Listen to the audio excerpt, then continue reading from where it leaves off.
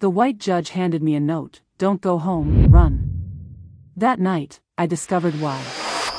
I should have been too scared to move. Instead, I turned on every light in the house and pulled out that old cardboard box my husband had kept under our bed. Insurance papers, utility bills, bank statements, everything organized in his neat handwriting. I'd been too heartbroken to look through it properly before. Now I spread it all across the kitchen table like evidence. Have you ever trusted family only to discover they were planning your destruction? Hi viewers, kindly tell us where you're watching from and what time it is.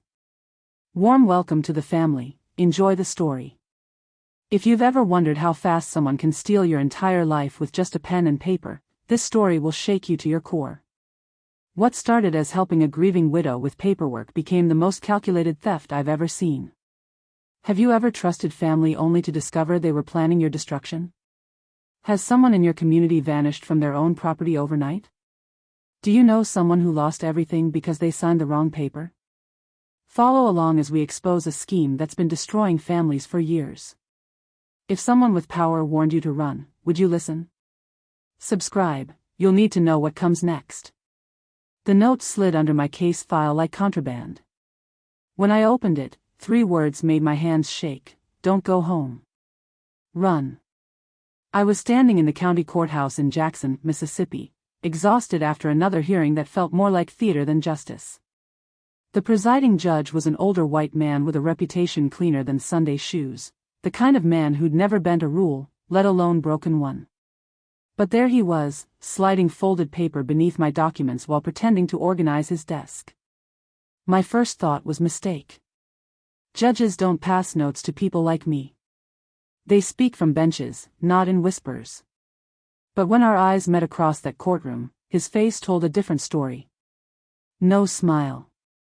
No nod. Just a quick glance at the paper and back to his gavel. The hearing itself had been a joke. Me on one side with a shoebox of bills and memories. Him on the other side with leather folders full of documents I'd never seen before. The man across the aisle was my late husband's cousin, polished, confident, speaking legal words like he'd been born in a law library. He had signatures, stamps, and witnesses. All I had were tears I refused to shed in public. By the time I left that courtroom, the judge's eyes wouldn't meet mine again. The bailiff's stare lingered a little too long as I walked past. The clerk who'd been friendly all morning suddenly found her paperwork very interesting. Something had shifted in that room, and everyone felt it except me.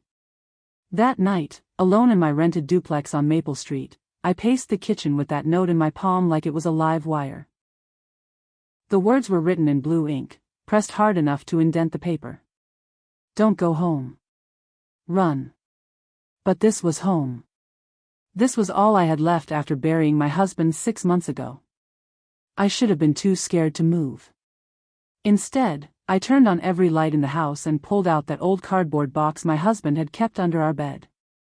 Insurance papers, utility bills, bank statements, everything organized in his neat handwriting. I'd been too heartbroken to look through it properly before. Now I spread it all across the kitchen table like evidence. That's when I saw it. My name was missing from papers where it should have been. Bank accounts showed only his name. The deed to our house, the house we bought together, painted together, called home for 15 years, had been changed. Somehow, somewhere, someone had erased me from my own life. The cousin's voice echoed in my memory from the funeral: "Don't worry about the paperwork. I'll handle everything." His smile had seemed kind then. Now it felt like a knife. I picked up that judge's note again. The paper was expensive, official. This wasn't some random warning. This was a lifeline thrown by someone who knew exactly what was happening and couldn't say it out loud. By morning, I understood. The danger wasn't in the streets, it was in the files. Have you ever gotten a warning that made no sense, until it was almost too late? My name was wrong on the utility bill. Again. The 3rd time this month, like someone was practicing erasing me. I stared at the envelope addressed to Mrs. Robert Johnson, instead of Mrs. Patricia Johnson. Small mistake, right? Except it wasn't small anymore. It was a pattern. Bank statements came addressed only to my dead husband. Insurance calls asked for the homeowner, like I'd never existed. Even the mailman started looking confused when I said the mail was mine. At first, I'd blamed grief brain. When you lose your partner of 22 years, your mind plays tricks. You forget appointments, lose keys, mix up names. I figured the billing errors were just life being messy while I tried to hold the pieces together. But this morning, sitting at my kitchen table with a cup of coffee growing cold, I counted them. 7 different companies. 7 different mistakes. All in the past month. The electric company had transferred the account entirely to Robert's name posthumously. The bank showed no record of joint ownership on our savings account. The car insurance listed me as an additional driver on my own policy. Even the grocery store loyalty card had been changed to exclude my phone number. I called the electric company first. The customer service representative spoke to me like I was confused. "Ma'am, the account shows Mr. Johnson as the sole owner. Always has been." "That's impossible. We set it up together in 1998. I've been paying the bills for 6 months since he died. I'm looking at the original application right here. Only one signature. Robert Johnson. Are you perhaps thinking of a different property?" I hung up and pulled out our old records. There it was, the original electric application from 25 years ago. Both our names. Both our signatures. Clear as day. Someone had been busy. The bank was worse. They claimed I'd never been an account holder at all, just someone authorized to make deposits. When I mentioned the joint checking account we'd had since our wedding, the teller actually laughed. "Mrs. Johnson, that would be impossible. Our records show Mr. Johnson opened this account as a single man in 2001. There's never been a joint owner. I signed the papers. I have the copies. I'm sure there's been some confusion." Confusion. That word was starting to make my teeth hurt. By afternoon, I'd called 6 more companies. Same story everywhere. My history was disappearing faster than footprints in sand. Credit cards, insurance policies, even the mortgage, all showing my husband as the sole owner, me as nobody at all. The cousin called that evening, right on schedule. "Hey Patricia, just checking on you. How are you holding up?" His voice was warm honey, the way it had been at the funeral when he promised to help with the estate. But now I heard something else underneath. Something that sounded like satisfaction. "I'm having some issues with the accounts," I said carefully. "Everything seems to be in Robert's name only." "Oh, that's normal after someone passes. These companies get confused. I can help you straighten it out if you want. I've got connections." "I'll bet you do," I thought. I called the bank. They had no record of me at all. "When did you first realize someone was lying to your face?" He called it helping with the estate. His voice was honey, but the documents he filed were poison. Marcus had always been the successful one in the family. Insurance broker down in Baton Rouge, nice suits, newer car, the kind of man who shook hands at church and remembered everyone's children's names. At Robert's funeral, he'd been the first to offer help. "Patricia, you shouldn't worry about all this legal stuff right now. You need to grieve. Let me handle the paperwork." I'd been grateful then.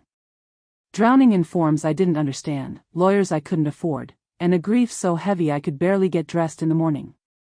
Marcus seemed like an answer to prayer, family who cared enough to step in when everything felt impossible. But that was before I knew what helping meant. The phone calls started gentle. "Just need you to sign a few things to clean up the estate. Robert would want this handled properly. Trust me, I've done this before." Each call came with a FedEx package the next day. Official-looking documents with yellow sticky notes marking where to sign. "Don't worry about reading all that legal language," he'd say. "It's just standard stuff to transfer accounts and clear probate." I signed because I trusted him. Because he was family. Because I was too tired to fight with anyone about anything. Now I know those signatures were cutting me out of my own life, one page at a time. The real performance happened during our phone calls. Marcus had perfected the concerned cousin act. He'd ask about my health, my sleep, whether I was eating enough. He'd share memories of Robert, making me laugh when I thought I'd forgotten how. He'd even send flowers on what would have been our anniversary. Meanwhile, he was filing quitclaim deeds in my name 3 counties away. CTA, family can betray faster than strangers. Subscribe so you recognize the signs. I found some irregularities in Robert's paperwork, he told me last week. Looks like there might be some debt issues we need to clean up. Don't panic, I can fix it, but we need to move fast. What kind of debt? Complicated stuff. Tax liens, maybe some business obligations. Nothing you need to worry about. I'll handle it. That's when he suggested I might want to step back from the property for a while. Let him manage things until the financial mess got sorted out. Temporary, of course. Just until the estate cleared probate. You could move into town, get a fresh start. Might be good for you to have neighbors again. Translation: get out of the house so I can sell it. The timing was perfect. I was struggling to keep up with maintenance on 3 acres. The house felt too big, too empty, too full of memories. Moving seemed reasonable, even healthy. But something about his urgency felt wrong. 3 counties over, he'd filed papers in my name. Papers I'd never signed. Ever trusted someone who was already planning to betray you? My husband's handwriting looked like a ghost reaching through time. Every margin note was proof I still existed. It was past midnight when I finally opened the shoebox Robert kept under our bed. I'd avoided it for months, too painful, too final. But the judge's warning and Marcus's smooth lies had lit a fire under my fear. I needed evidence, and my dead husband might be the only witness I had left. Robert was a record keeper. 22 years of marriage taught me that much. He saved everything: utility bills, insurance papers, bank statements, even grocery receipts organized by year in rubber-banded stacks. I used to tease him about it. What are you preparing for, an audit? Now I understood. He was preparing for this. The first thing I found was a draft deed from 2019. Not the final version, a working copy covered in Robert's red ink corrections. Right there in the margins, he'd written both names and circled it twice. Below that, in his careful block letters, Patricia owns half of everything. Make sure the lawyer gets this right. Under that was a letter I'd never seen before. Handwritten, dated just 3 months before he died. It was addressed to Marcus. Marcus, I know you think the land would be better as an investment property, but Patricia and I decided years ago this place stays in the family. She loves this house. After I'm gone, it's hers to do with as she pleases. Don't try to convince her otherwise. My hands shook as I read it. Robert had known. Somehow, he'd known Marcus would try exactly what he was trying now.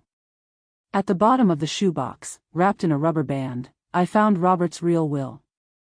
Not the copy Marcus had shown me, this one. Dated 6 weeks before the stroke, notarized at the bank where we'd done business for decades. Every word was clear: the house, the land, the accounts, everything split 50-50 between Robert and Patricia Johnson, with full ownership transferring to the survivor. But the most important thing was a sticky note attached to the front page. Robert's handwriting again: Patricia, if something happens to me and Marcus tries to help, show him this. You own everything. Don't let anyone tell you different. Love, R. Even from the grave, my husband was protecting me. I spread the documents across the kitchen table like a battle plan. Original deed with both names. Joint bank account applications. Insurance policies listing me as primary beneficiary. Car titles showing joint ownership. 22 years of shared life documented in black and white. Marcus had been counting on me not having proof. He'd been counting on me being too grief-stricken to fight. He'd been counting on me trusting family over paperwork. At the bottom, a letter to the cousin. 2 words that changed everything. Absolutely not. What would you do with evidence from beyond the grave? Her voice cut through my panic like a scalpel. Ma'am, this isn't confusion. This is theft. I'd found Janet Morrison's number on a legal aid website at 3 in the morning. Investigative paralegal, Atlanta-based, specialized in estate fraud. The kind of person who worked cases other lawyers wouldn't touch. I called her office first thing Monday morning, expecting voicemail. Instead, she picked up on the second ring. Morrison Investigations. I think someone's stealing my property using forged documents, I said, the words tumbling out faster than I could organize them. Tell me about the signatures. Not, tell me about your problem, or, start from the beginning. Just straight to the signatures. I knew I'd called the right person. I explained everything. The utility bills with wrong names. The bank accounts showing only Robert. Marcus's helpful phone calls followed by overnight document packages. The quitclaim deeds filed in counties I'd never visited. Janet listened without interrupting. When I finished, the silence stretched long enough that I thought she'd hung up. Mrs. Johnson, how many documents did you sign for this cousin? I don't know. Maybe 10? 12? He said they were just probate papers. Did he ever ask you to get them notarized? No, he said his office would handle that part. Another long pause. Ma'am, what you're describing isn't sloppy paperwork. This is systematic identity theft designed to transfer property ownership. It's theft, plain and simple, and it's not your fault. For the first time in months, someone believed me. Janet explained how these schemes work. Target recent widows when they're too grief-stricken to read fine print. Gain their trust through family connections. File documents in remote counties where nobody knows the victims. Use notaries who don't verify identities. Create paper trails that make theft look legal. The good news is you kept your husband's records. The bad news is your cousin's been busy. I need to see everything, your husband's originals, copies of what you signed, any correspondence with the cousin. How much will this cost? First consultation's free. If we find fraud, we work on contingency. These cases usually settle fast once the thieves know they're caught. She gave me homework. Contact the county recorder's office in every surrounding county. Request copies of any documents filed in my name in the past year. Check my credit report for unauthorized activity. Most importantly, stop talking to Marcus until we knew exactly what he'd filed. One more thing, Mrs. Johnson. Don't let him pressure you into any more emergency signings. If something was really urgent, he'd have handled it months ago. That afternoon, I drove to 3 different county offices. Same story at each one, multiple documents filed in my name, all notarized by the same person, someone named Carol Williams who worked at Marcus's insurance office. She found 5 more cases. Same pattern. Same cousin. Ever found out you weren't the only victim? 5 widows. Same story. Same smooth-talking cousin. Same vanishing act when the dust settled. Janet called me back 2 days later with news that made my stomach drop. She'd spent the weekend running Marcus's name through court records across Louisiana, Mississippi, and Alabama. What she found was a roadmap of destruction. Your cousin's been busy for the past 5 years, Janet said. I found 4 other women, all recent widows, all family connections, all lost property to questionable transfers. She read me the names: Betty Arsenault in Shreveport, whose lake house vanished 6 months after her husband died. Linda Guidry in Mobile, who discovered her family farm had been sold while she was in the hospital with pneumonia. Sarah Chen in Hattiesburg, whose duplex rental income disappeared into Marcus's business account. Rebecca Torres in Monroe, who lost her husband's auto shop to a foreclosure she never knew was happening. Each case followed the same script. Marcus would appear at the funeral offering help. Phone calls about complicated estate issues would follow. Documents would arrive requiring quick signatures to prevent bigger problems. Within 6 months, the properties would be transferred to shell companies, then sold to investors.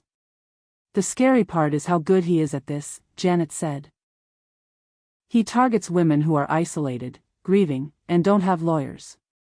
He gains their trust through family connections, then exploits their vulnerability when they're too emotionally devastated to read fine print. But one case was different. Margaret Foster and Jackson fought back. Mrs. Foster was a retired school teacher. When she realized what was happening, she hired a lawyer and fought the transfers in court. She won, but it took 2 years and cost her $30,000 in legal fees. Did she press criminal charges? She tried. But Marcus had covered his tracks well. All the documents appeared legal on the surface. The notary swore the signatures were genuine.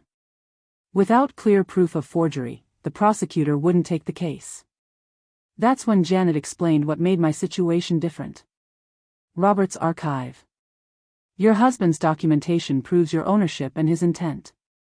But more importantly, his letter refusing to sell shows Marcus knew the family's wishes and acted against them anyway.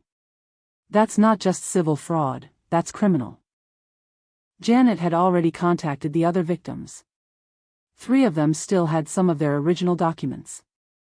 Betty Arsenault had kept copies of everything her husband signed, including some papers she'd refused to sign for Marcus. Linda Guidry had email correspondence showing Marcus pressuring her into quick decisions while she was dealing with medical bills. We're building a pattern of behavior, Janet said. One case might be a misunderstanding.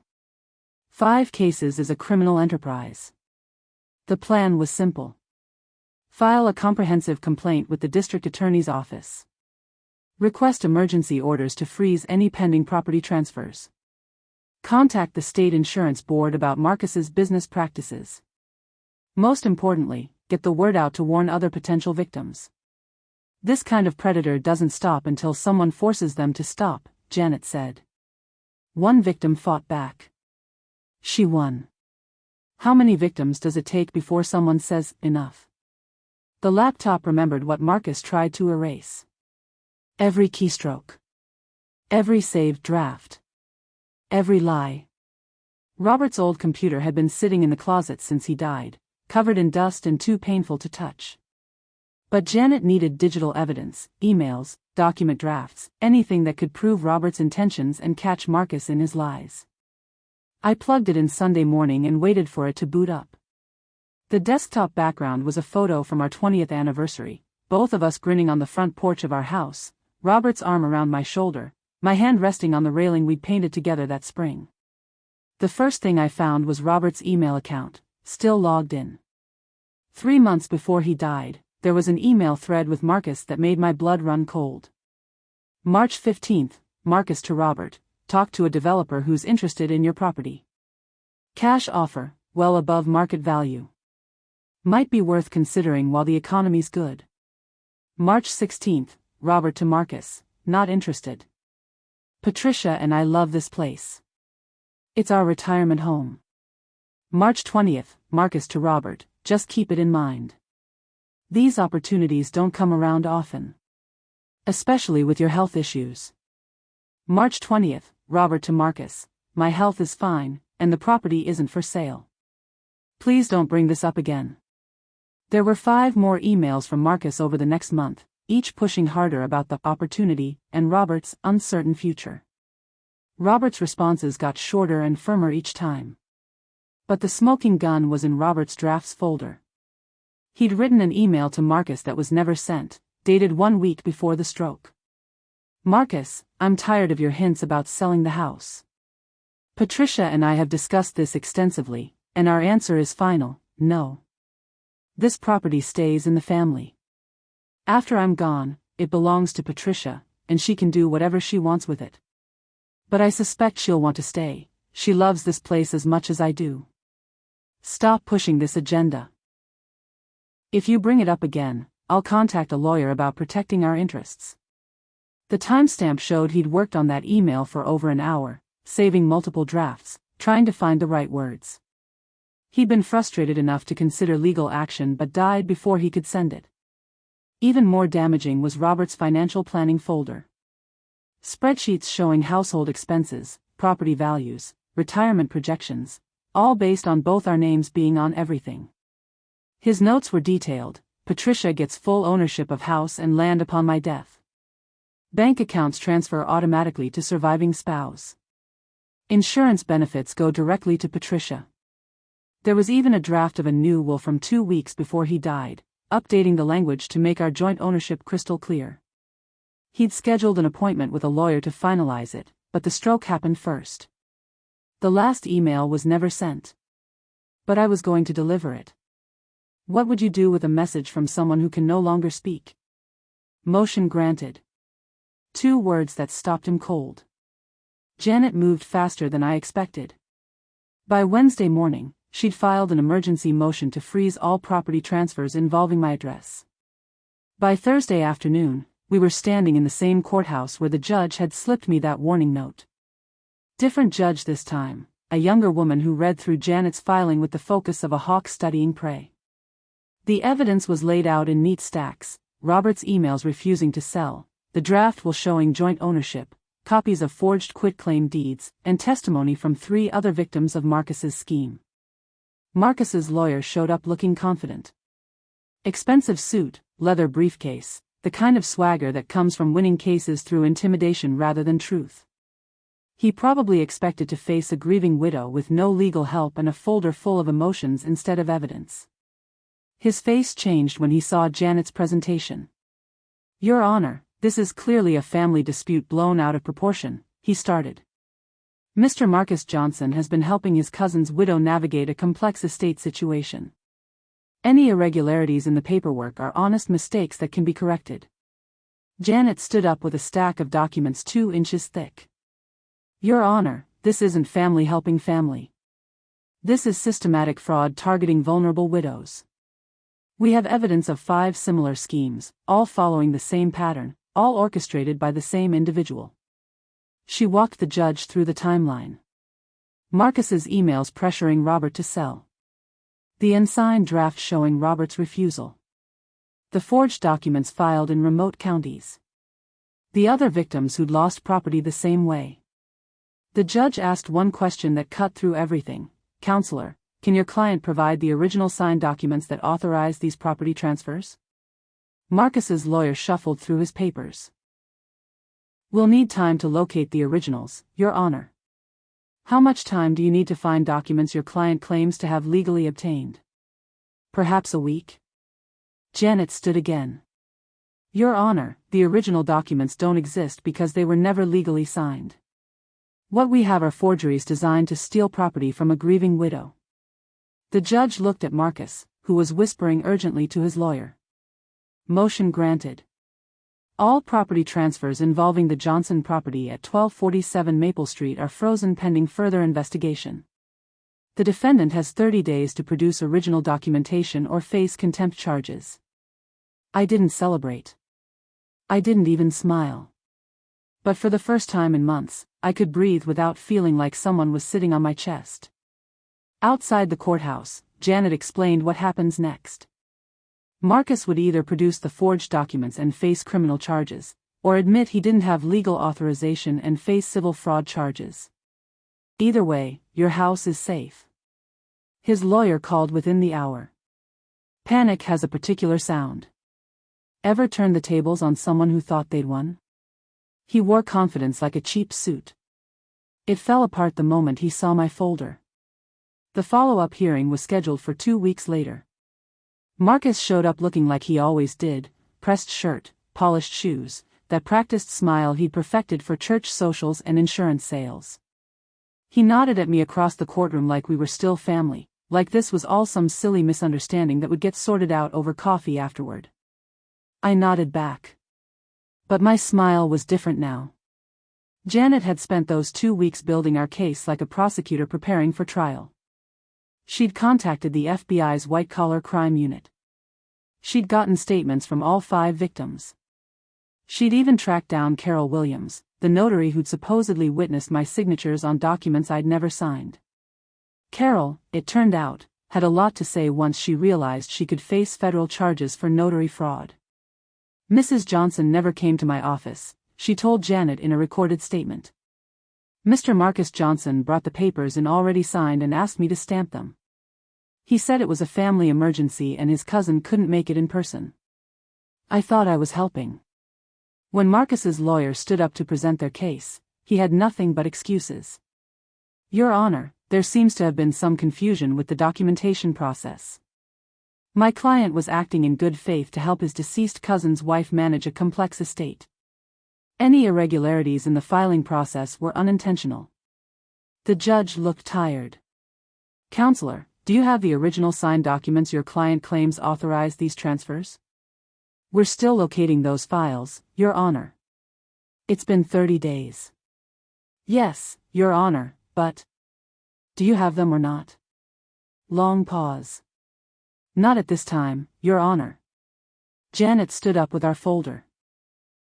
The same cardboard box Robert had kept under our bed, now organized in clear plastic sleeves with legal tabs. Every document Robert had saved, every email he'd written, every draft that proved his intentions. Your Honor, we have the originals right here. She walked through the evidence piece by piece. Robert's will leaving everything to me.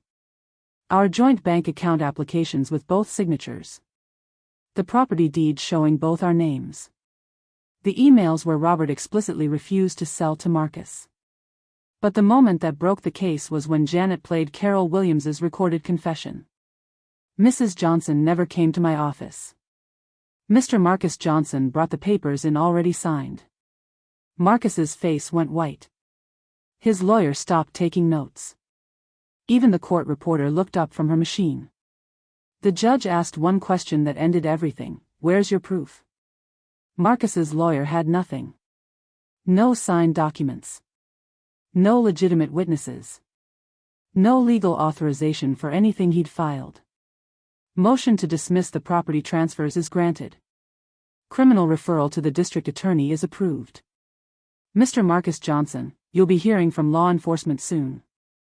I watched Marcus walk out of that courtroom like a man who just realized his luck had finally run out. No more smooth talking. No more family charm. Just a con artist whose con had been exposed. Outside, Janet shook my hand. Your house is yours again, Mrs. Johnson. What's the sweetest sound in the world? A liar running out of lies. One thread pulled loose the whole web. Notaries, clerks, even a bank manager, all in his pocket. The FBI took over the case 3 days after our court victory. Agent Sarah Martinez called me on a Tuesday morning to explain that Marcus's scheme was bigger than anyone had realized. Mrs. Johnson, your case opened a door we've been trying to get through for 2 years. We've been investigating a network of property fraud targeting elderly and widowed victims across 3 states. She wanted to meet in person to go over the evidence and discuss what they'd found. I drove to the FBI field office in Jackson that Thursday, carrying the same cardboard box that had saved my house. Agent Martinez was younger than I expected, with sharp eyes and a no-nonsense manner that reminded me of Janet. She spread Marcus's file across a conference table like a battle plan. Your cousin wasn't working alone, she said. We've identified at least 12 people involved in this network. The scope was staggering. Marcus had been recruiting notaries, bank employees, county clerks, even real estate agents to help facilitate fraudulent transfers. They'd been paid flat fees for their cooperation, $500 to notarize documents without proper identification, $1,000 to expedite court filings, $2,000 to help streamline property transfers. Carol Williams, the notary who'd stamped my forged signatures, had been doing the same thing for dozens of documents over the past 3 years. Bank manager Thomas Reed had been helping transfer funds from victim accounts into Marcus's business holdings. County Clerk Margaret Tran had been filing documents in remote jurisdictions where nobody would notice irregularities. The beautiful thing about your case, Agent Martinez said, is that your husband's documentation proves intent and timeline. We can show exactly when Marcus decided to target your property and how he went about it. But the most shocking revelation was how many victims there actually were. We've identified 43 potential victims across Louisiana, Mississippi, and Alabama. Most of them don't even know they've been robbed yet. The FBI had been tracking shell companies, fake LLCs, and property transfers that followed suspicious patterns. Marcus would identify targets through obituaries and funeral homes, then use public records to research their property holdings. Widows with valuable real estate and no close family were prime targets. Your decision to fight back saved dozens of other people from losing their homes, Agent Martinez told me. Most victims just accept the loss and move on. You didn't. The investigation was expanding rapidly. Federal prosecutors were preparing charges for mail fraud, wire fraud, conspiracy, and elder abuse. State authorities were reviewing business licenses for everyone involved. The Insurance Commission was investigating Marcus's professional conduct. How long before arrests happen? I asked. Soon. We're coordinating with multiple jurisdictions to make sure everyone gets picked up at the same time. Can't let anyone slip away or destroy evidence. She handed me her business card and a victim impact statement to fill out. Mrs. Johnson, you should be proud. Taking down networks like this requires brave people willing to stand up and fight. The investigation wasn't finished. It was just beginning. How deep does corruption go when everyone looks the other way? The reporter's first question was simple: how many other widows? I had the answer. Channel 12 News called me on a Friday morning. Agent Martinez had given them my name as someone willing to talk about the property fraud investigation. The reporter, a young woman named Jessica Chen, wanted to do a story about elderly victims being targeted by family members. Mrs. Johnson, would you be willing to share your experience? We think your story could warn others about these schemes. I thought about Robert's emails, about the judge's warning, about the 43 victims Agent Martinez had found. How many more were out there, losing their homes while thinking they were being helped by family? I'll do it, I said. But I want to make sure people understand this isn't just about me. The interview was scheduled for the following Tuesday at my house. Jessica arrived with a cameraman and a folder full of research. She'd already contacted the FBI, spoken with other victims, and traced the network of people Marcus had been using. Before we start recording, I want you to know this story is bigger than we initially thought, Jessica said. We found evidence this type of fraud is happening nationwide. Your case might be the key to exposing a much larger problem. When the cameras rolled, I told the whole story. The funeral where Marcus offered to help. The documents that arrived needing quick signatures. The utility bills with wrong names. The judge's warning note that saved my life. But the question that stopped me was when Jessica asked about the other victims. Mrs. Johnson, the FBI says there are at least 43 other cases. How do you feel knowing you weren't alone? I had to pause the interview for a moment. 43 families. 43 widows who'd trusted someone and lost everything. 43 women who'd been targeted at their most vulnerable moment. I feel angry, I said finally. Not just for myself, but for every woman who trusted family to help and got robbed instead. Nobody should have to fight for their own property while they're grieving. Jessica asked if I had advice for other widows. Don't sign anything you don't understand, no matter who asks. Don't let anyone pressure you into quick decisions about property or money. And keep your own records. Your husband's paperwork might be the only thing that saves you. The interview aired that Thursday night. I watched it in my kitchen, sitting at the same table where I'd spread out Robert's documents months earlier.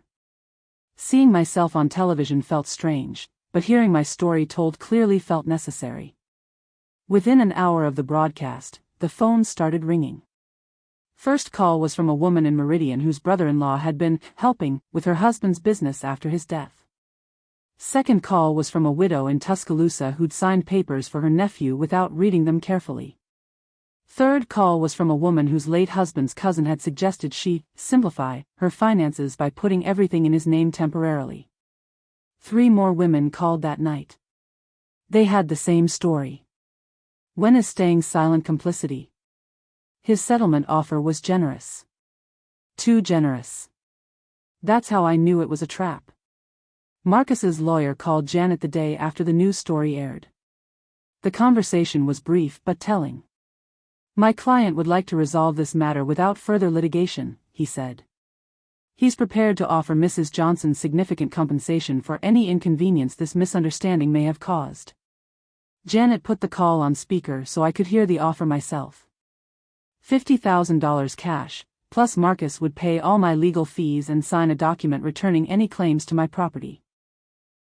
All I had to do was sign a confidentiality agreement and agree not to cooperate with any criminal investigation. It's a substantial offer, Janet said after we hung up. More money than most people see in a year. But something about the timing felt wrong. The FBI investigation was accelerating. More victims were coming forward after the news story. Federal prosecutors were preparing criminal charges. This wasn't the time for Marcus to be generous unless he was desperate. He's trying to buy my silence, I said. Janet agreed. The confidentiality clause is the giveaway. If this was really about making things right, he wouldn't need you to promise never to talk about it. I thought about the other victims Agent Martinez had found. The widows who'd lost their homes and moved on quietly. The families who'd been targeted when they were too grief-stricken to fight back. The women who'd never gotten their stories told because they'd taken settlement money and signed papers promising to stay quiet. What happens if I take the money? You get $50,000, but Marcus probably avoids prison. The FBI case gets harder to prosecute without your testimony. The other victims have less chance of getting justice. Janet explained how these settlements usually work. The perpetrator admits no wrongdoing but pays enough money to make the victim go away. The criminal case becomes harder to prove without the primary victim's cooperation.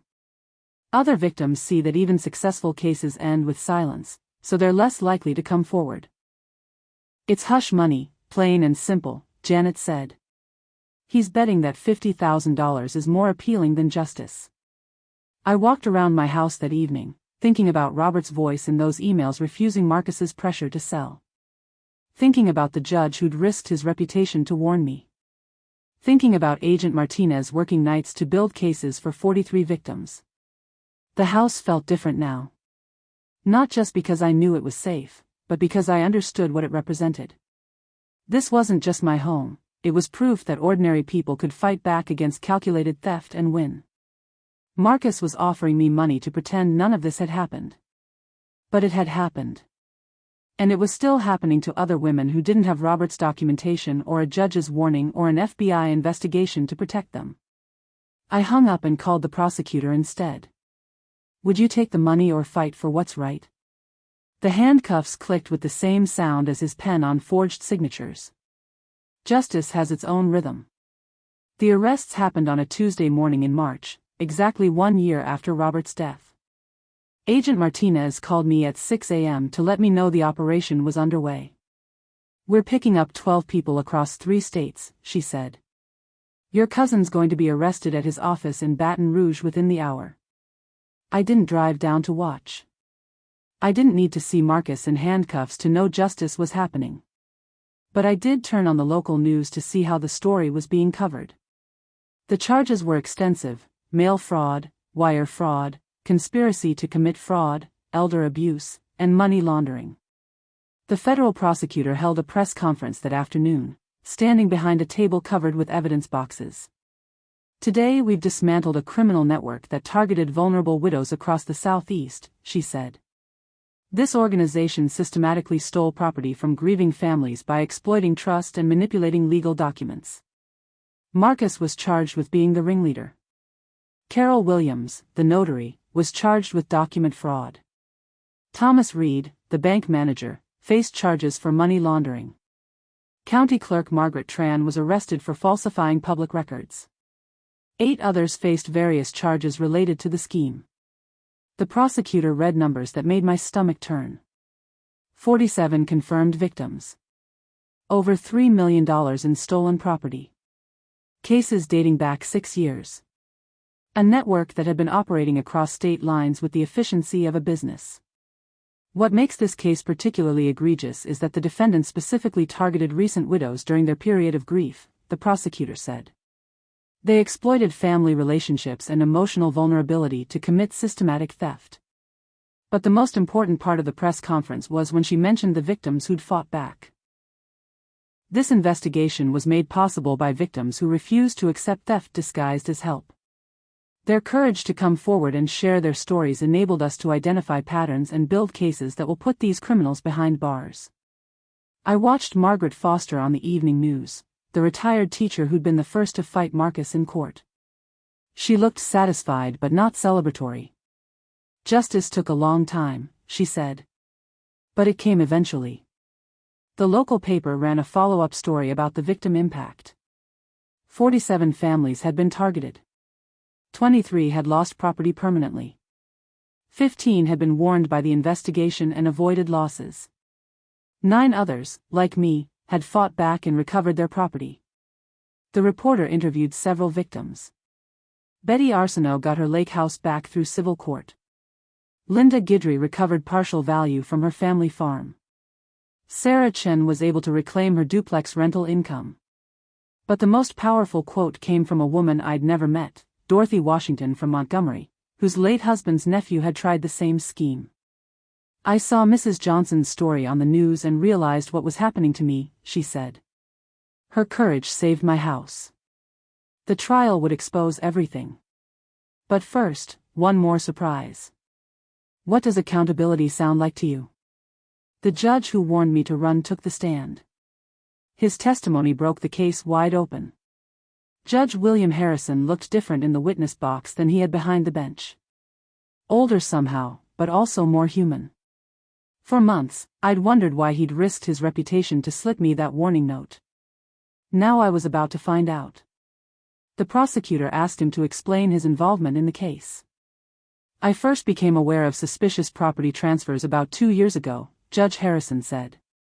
Court clerks were reporting an unusual number of emergency filings involving elderly property owners. The paperwork looked legitimate, but the patterns were troubling. He explained that he'd started tracking cases involving rapid property transfers after deaths. Too many widows were losing homes to family members within months of their husbands dying. Too many emergency filings were happening in remote counties where nobody knew the families involved. "When Mrs. Johnson's case came before my court, I recognized the pattern immediately," he said. "The same lawyers, the same type of documentation, the same urgent timeline." But Judge Harrison had done something unusual. He'd started his own informal investigation. I contacted colleagues in neighboring jurisdictions. We began sharing information about suspicious property transfers. What we found was systematic fraud targeting grieving families. That's when the prosecutor asked the question that changed everything. "Your Honor, why didn't you report this through official channels?" Judge Harrison paused, looking directly at me in the gallery. "Because some of the people involved were working within the system. Court clerks, notaries, even other judges were either compromised or looking the other way. I needed to find victims who were willing to fight back before I could expose the network." The defense attorney objected, but Judge Harrison continued. "I couldn't stop these transfers from my bench without evidence of fraud. But I could warn potential victims and hope they'd investigate on their own." The prosecutor showed him copies of other warning notes he'd written. 7 different cases where he'd found ways to alert victims about suspicious transfers.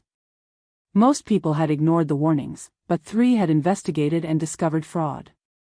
"Mrs. Johnson was different," he said. "She had her husband's documentation, she had family fighting over valuable property, and she had the determination to find the truth." Judge Harrison's testimony revealed something none of us had known. There was a network of honest officials who'd been working quietly to expose the corruption from within. Judges, prosecutors, and investigators who couldn't act officially but could guide victims toward the evidence they needed to fight back. "Sometimes the system fails," Judge Harrison said. "When that happens, individuals have to step up and do what's right, even if it's not officially sanctioned." His final words changed how I saw everything. Sometimes we run toward justice, not away from it. "Who's been your unexpected ally in dark times?" My name was back on the deed in blue ink. Not black. Not photocopied. Written by hand like it mattered. The final court session happened on a Thursday morning in May, almost exactly 1 year since I'd first discovered my name disappearing from utility bills. Same courthouse where Judge Harrison had slipped me that warning note, but this time I walked in carrying victory instead of fear. Marcus had pled guilty to federal fraud charges 3 weeks earlier. His plea agreement included full restitution to victims and cooperation with ongoing investigations. The other network members had followed suit: Carol Williams, Thomas Reed, Margaret Tran, and 8 others, all accepting plea deals rather than face trial. Today was Restoration Day. The day my property officially became mine again, not just in practice but in every legal document that mattered. The new judge, Judge Harrison, had recused himself from final proceedings to avoid any appearance of impropriety, called my case first. Johnson vs. Johnson Property Restoration. Janet stood beside me as we approached the bench. On the table in front of the judge were 2 stacks of documents, the fraudulent transfers Marcus had filed, and the corrected versions that would replace them. Mrs. Patricia Johnson, these proceedings will restore your legal ownership of all property fraudulently transferred without your knowledge or consent, the judge said. Is that your understanding? Yes, Your Honor.